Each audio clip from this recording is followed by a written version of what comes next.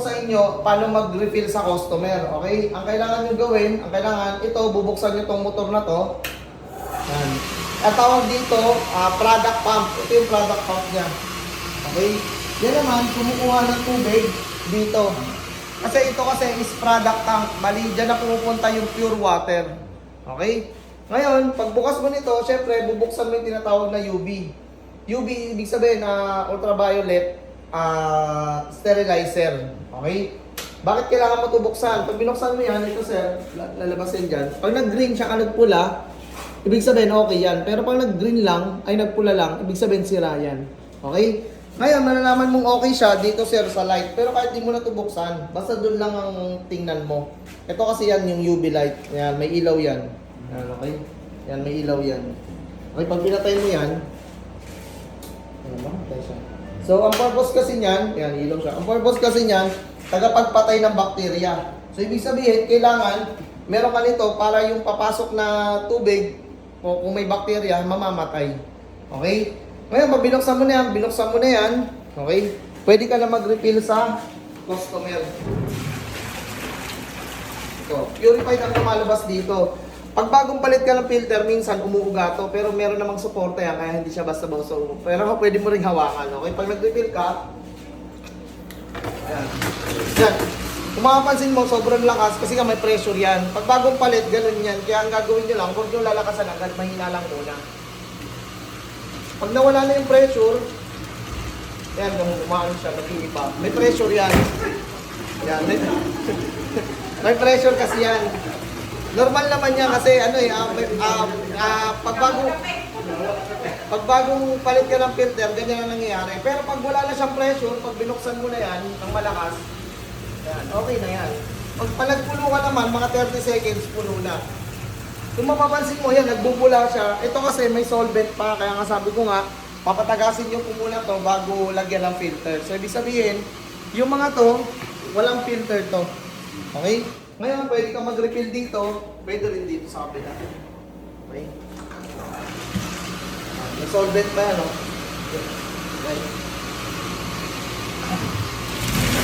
Ngayon, pag okay na, tapos mo na refill sa customer, syempre, patayin mo. Ito makukuha ka dito ka mag-refill. Pag tapos na refill ka na sa customer, patayin mo to, yung UV light mo, tapos patayin mo din yung motor. Okay? Huwag mo hayaan na hindi napapatay ito. Ito, lalo na to. Kasi ito, hindi ito nag-automatic. Di ba? Ito, pag binuksan mo, pag na-meet na yung pressure, automatic mamamatay, di ba? Yan natin kung mamamatay.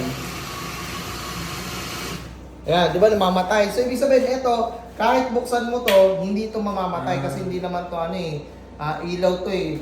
So, ibig sabihin, parang switch. Pag hindi mo pinatay yung switch, di mamamatay. So, kailangan ito, bakit patayin mo to lagi? Pero ito kahit hindi, pero pwede mo rin patayin. Bakit kailangan mo to laging patayin? Kasi sir, ito, ilaw to, di ba? Ang ilaw kasi, gaya yan, di ba umiinit yan? Oh, so, ibig sabihin, ito, umiinit din to. Ngayon, pag hindi mo yan pinatay, tapos umiinit to, sabihin natin na tagalan ng 1 oras, ganun. Yung nandito sir, ang pangit ng lasa nun, sobrang pakla na ewan. Kaya pag refill mo sa customer, may times na ano yung customer, ang pangit ng lasa ng tubig. Yun, naiwan nyo yung UV na nakabukas. Kaya kunyari, naiwan yung nakabukas to, hindi napansin. Tapos, nung pagbalik, napansin nila. Ang gagawin mo lang, patayin mo yan, tapos buksan mo to, magpatapon ka doon. Okay? Kahit 1 galon lang. Para yung galing dito, mapunta na doon. Okay, galon lang siya. Okay? Kaya pag okay na, yun nga, ito naman, pinapalitan to every 1 month. Okay? Ano yung nilalagay dito na filter? Ang nilalagay dito, sediment filter, micron 1. Okay? Micron 1. Then, dito naman is carbon black. Okay? Ano yung carbon black? Ang carbon black, tagapagpasarap ng tubig. Kasi ito yung may coconut husk. Okay, pero hindi naman ito katulad ng mga Wilkins Absolute, mataas na high grade na carbon black. Ito pang water station lang. Okay? Ngayon, paano mo naman ito buksan? Pag binuksan mo ito, sir, pag binuksan mo yan, matigas yan. Okay? Ang kailangan mong gawin, i-cut mo muna yung pressure, kumbaga yung tubig. Okay? Pag na-cut mo na yung pressure, ang gagawin mo, tanggalin mo yung pressure dito, tanggalin mo yung tubig. Pag natanggal na yung tubig, yan, natanggal na, patayin mo na. Boy, kunin mo yung ano. Pag tinanggal mo na, ang gagawin mo sir, ito, buksan mo lang kasi wala na yung pressure eh. Yan, di ba? Lambot na. So, ibig sabihin, kailangan tanggalin mo muna yung pressure bago siya buksan. Ngayon, pag binuksan mo na yan, ang gagawin mo, kailangan meron kang balde. Kasi bakit? Tumatapon kasi yung tubig para iwas unas ba? Diretso sa amin. Pero may matatapon pa rin na konti. Okay, pag binuksan mo yan, yan. Para hindi siya ng madaming tubig. Yan.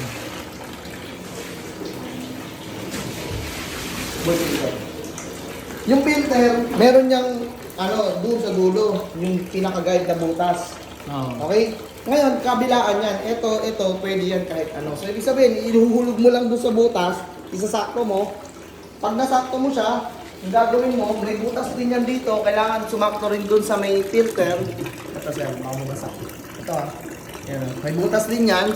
Tapos, pag na-okay na, yun, kasam mo na. Okay, pag nakasam mo na siya, gagawin mo, higpitan mo lang. Pag mahigpit na, yun, buksan mo na to. Tapos tingnan mo lang. Okay. Pag walang tulo, ibig sabihin maganda yung pagkakahigpit mo. Okay? Pag okay na, yun, patayin mo lang to. Okay? Sige, okay na sir.